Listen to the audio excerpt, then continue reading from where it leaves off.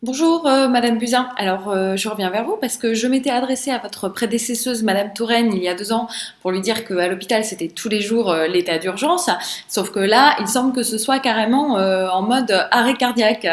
Et nous, on est en train de masser là depuis des années et on s'y épuise.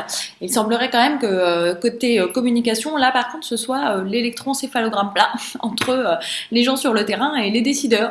Parce que là, on a effectivement tous les services d'urgence de l'assistance publique des hôpitaux de Paris qui sont en grève après s'être plaints depuis des années de leurs conditions de travail. Et je vous ai entendu déclarer sur Public Sénat il y a quelques jours: je ne nie pas les conditions de travail, mais ce n'est pas ce qui a déclenché la grève. Ouais, la grande blague. Enfin, dire ça, excusez-moi, mais ça équivaut un petit peu à dire qu'un patient cancéreux, insuffisant cardiaque, insuffisant respiratoire, insuffisant rénal et diabétique qui décéderait d'une bronchite n'est pas décédé de ces maladies et que ça n'a rien à voir avec ça. Non, c'est la bronchite qui a déclenché le décès. Bah oui, et quand bien même vous voudriez pointer du doigt que ce sont les agressions et les incivilités qui ont déclenché ce mouvement de grève, attention, tenez-vous bien, truc incroyable, vous savez ce qui augmente les incivilités et les agressions? Non, les conditions de travail déplorables et les conditions dans lesquelles les patients attendent. Parce qu'en dehors de quelques véritables agresseurs ou patients complètement dingues, il y a quand même peu de gens qui se réveillent chez eux le matin en se disant bah tiens, ce soir chérie, on va agresser un aide-soignant ou une infirmière. Bah non, sauf que quand vous accompagnez les gens que vous aimez, que vous les voyez souffrir, attendre, que vous attendez des heures et des heures pour pouvoir être soulagé par un médicament, pour comprendre ce qui se passe, savoir ce qui va advenir, que vous êtes changé de brancard, de box, d'un endroit à l'autre, que le médecin est coupé 5 fois sur son bip quand il s'adresse à vous, ou que vous arrivez juste jamais à avoir des réponses à vos questions. Vous ajoutez à ça une petite saupoudrée d'un soignant qui vous répond un peu sèchement parce qu'il est éreinté de sa journée, qu'il n'en peut plus, et ben vous avez juste tous les ingrédients pour que tout le monde pète les plombs. Et là, on a des agressions et des incivilités. Donc oui, les conditions de travail, c'est le big problème. Et comme tout est systémique, eh bien forcément, ça entraîne tout ça. Tout ça, vous le savez, parce que vous avez vu les centaines de milliers de messages de soignants partout sur les réseaux sociaux. Vous avez vu les unes avec les patients qui sont décédés dans des couloirs d'attente des urgences sans même avoir eu le temps de voir un médecin. Les grèves de la faim, les tribunes de médecins, de professeurs hospitaliers, des livres par dizaines de soignants, des enquêtes hyper alarmantes sur l'état de santé des soignants, et là, rien.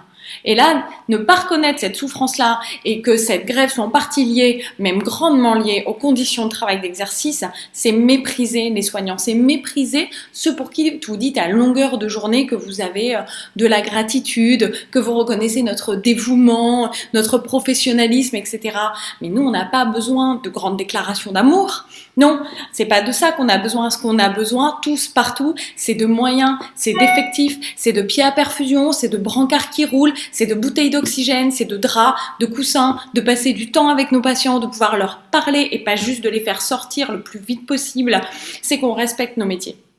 Alors fort heureusement, la résignation n'étant pas franchement le mantra le plus présent chez ceux qui se battent sans arrêt comme nous pour la vie, eh bien les soignants ont encore une fois dans les services d'urgence lancé une grève qui s'étend et qui maintenant compte 17 hôpitaux en grève, qui effectivement a mis un bon coup de pied dans la fourmilière. Tant mieux, et même si elle est symbolique, on va continuer, on va tous l'y rejoindre, parce que force est de constater que là ça marche, étant donné que on est passé de 45 postes proposés par la direction de la PHP à 61, une prime de 65 € par mois pour les personnels des urgences et une prime exceptionnelle de 250 € pour les efforts exceptionnels faits ces derniers mois. Sauf que il s'agit pas là d'efforts exceptionnels, tout le monde le sait, que cette situation elle est latente. Vous avez qu'à écouter l'urgentiste de Lariboisière qui expliquait sur le Huffington Post il y a 3 jours qu'il compte des fois 250 passages par jour aux urgences pour un service qui est fait pour en recevoir 160. D'accord? Donc on n'est pas dans quelque chose d'exceptionnel, c'est latent. Le service public est en train de se détruire, nos hôpitaux sont détruits. Donc je félicite et je soutiens, je suis hyper solidaire de mes collègues de ne pas accepter cette petite carotte pour qu'ils se taisent, que le mouvement de grève ne s'étende pas et qu'ils reprennent le travail en cadence. Non, les syndicats sont tous unis, le collectif interurgence des 17 hôpitaux en grève aussi. J'apprends à l'instant que Nantes rejoint le mouvement et qu'ils appellent tous à un mouvement national et à tous les services d'urgence de France de rejoindre le mouvement. Alors, les Les urgences, c'est que le point de cristallisation. Mais se battre aujourd'hui pour les urgences et pour nos collègues, c'est se battre pour tout le système de soins, tous ensemble. Alors, collègues des urgences ou non, soignants, usagers, déclarez tous, s'il vous plaît, solidaires des personnels en grève des urgences. Parce que ce qu'on fait, on ne le fait pas uniquement pour les soignants. Ce qu'on fait, on le fait pour vous, pour vos enfants, pour vos familles, pour juste dire que la vie, elle compte plus que des tableaux de chiffres. Qu'il faut respecter les gens, respecter la vie, respecter nos malades. Les chansonnettes, maintenant, c'est fini. On veut des actes et on doit se faire entendre. À bientôt.